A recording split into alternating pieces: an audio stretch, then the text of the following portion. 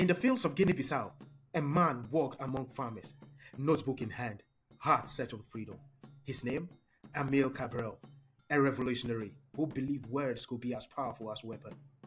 Today, we rediscover the poet who planted seeds of liberation across Africa. Born in 1924 to Cape Verdean parents in Portuguese Guinea, Cabral grew up surrounded by stories of resilience. A brilliant student, he earned a scholarship to study agronomy in Lisbon, where colonial injustice was never far from his mind. To Cabral, working the land wasn't just science, it was a path to dignity and self-reliance. Returning home, Cabral didn't rush to pick up arms. Instead, he traveled village to village, notebook always with him, listening to farmers, learning their struggles. In 1956, he founded the PAIGC, a movement rooted not just in politics but in culture and pride. He taught that colonialism worked by destroying identity. And so, reclaiming songs, language, and history became acts of resistance. By the early 1960s, peaceful protests turned into armed struggle.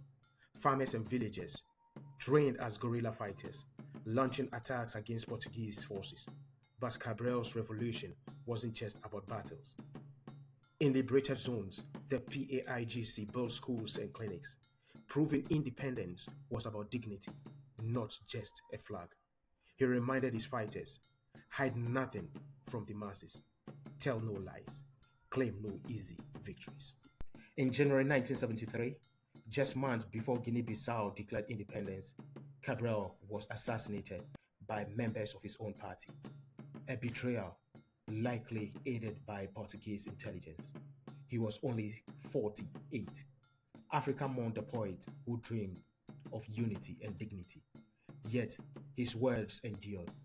Cabral's vision of liberation, built on cultural pride and education, continues to inspire movements worldwide.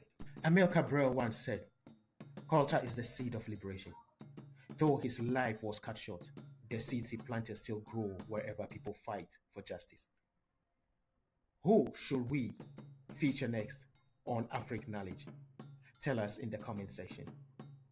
And don't forget to subscribe to keep Africa's forgotten heroes alive. Thank you so much, guys.